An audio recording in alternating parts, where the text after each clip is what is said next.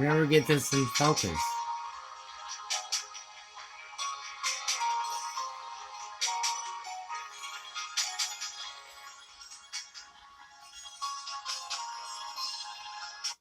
That, of course, is a theme from the Chariots of Fire movie that came out in 1981. The It was won Best Picture of the Year that year,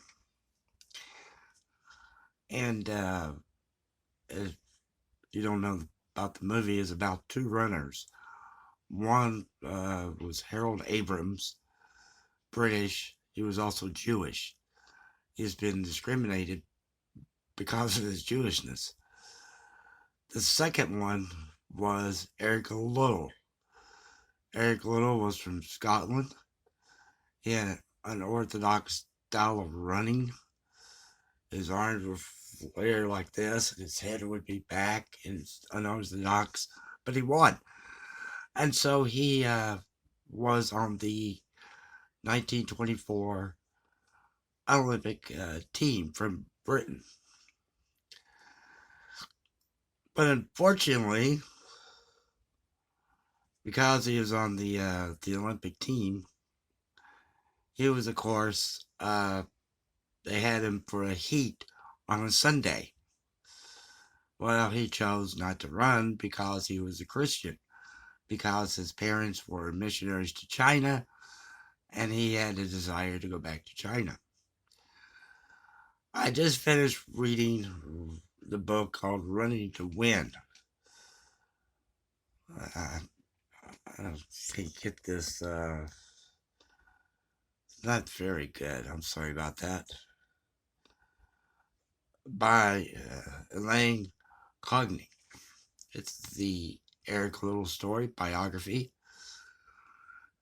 and it shows a lot of what Hollywood had done with the film, how they more or less made it so it looked like a story. Because it was true that Eric Liddell didn't want to run on Sundays. But in the film, they had him in front of the future King of England and trying to get this guy to run. That never happened. And also in the movie, you had Jackson Schultz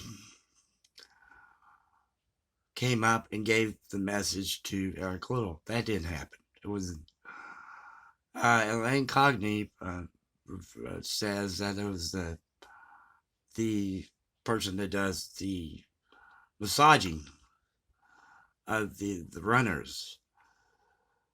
He's the one that gave Eric Liddell the note. They who honor me, I will honor. Note. Also, she points out that in 1900 Olympics, there were several, it was also in France, in Paris, the Olympics, and she said that there were a couple of other athletes there that didn't want to run on Sundays because that was the Lord's Day and they're supposed to rest that day. Again, in another Olympics, prior to 1924, a gentleman didn't want to run on Sundays because he was a Christian. He was devout. And he said that he ran with a Bible in his hand. And it was kind of a protest to running on Sundays. Ran with a Bible in his hand. The film, of course, was produced by Dodi Fayed. And that name is not very, very familiar because Dodi Fayed was one of the ones who was killed in that car wreck along with Princess Diana. He helped produce the movie.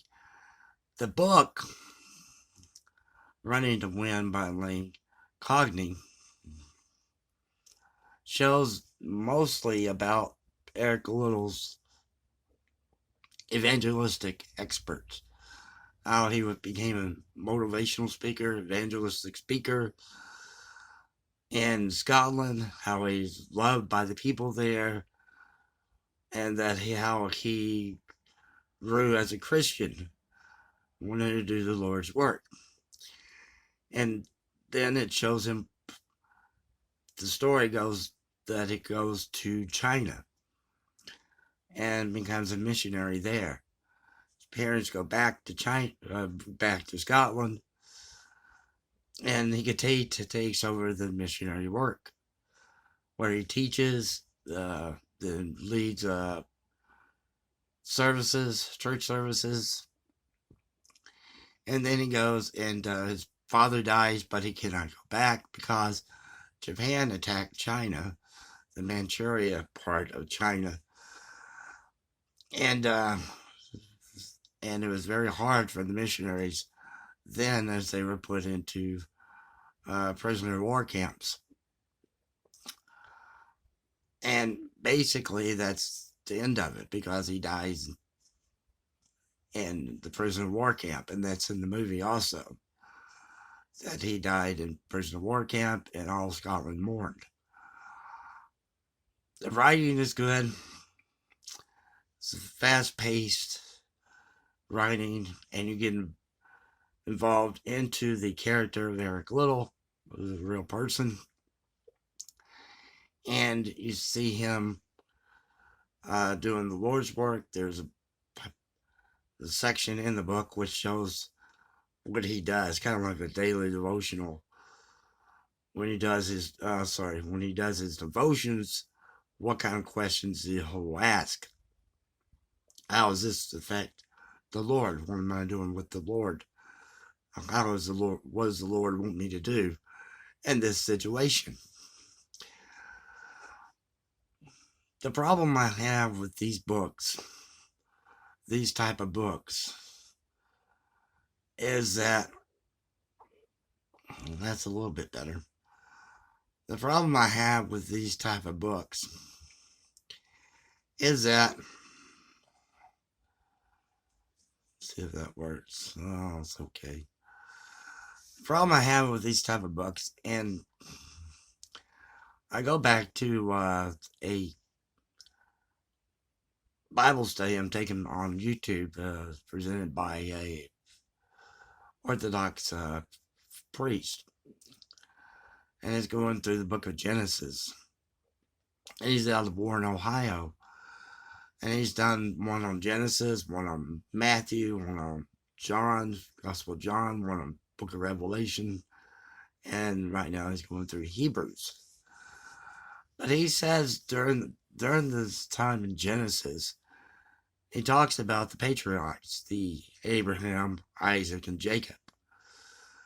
And each time he mentions and goes through the stories of those three, he'll mention the fact that they had flaws. That, you know, as they say, nobody's perfect, and how they've faltered, they sinned, and they went on. And just like David, King David, who wrote the majority of the Psalms, and you could tell, and when you read the Psalms, that, yeah, David had flaws, but he's still with God. And every Christian has flaws, but God still loves them. God still cares for them. And just like a child, disciplines them and say, okay, don't do this anymore. Go on. You don't see this in this book at all. You don't see this in this story. You don't see any flaws of Eric Liddell in the story. It's like he's perfect. Like he's a perfect Christian. And it's like he's on one pedestal and everybody else is down below. You can't reach to that point. And that's the problem with a lot of the Christian biographies I've read. That there's no flaws. I want to see flaws in the story. because it makes me relate to them. I can't relate to someone like this. Not in this story. No. Thank you for watching. Have a good day.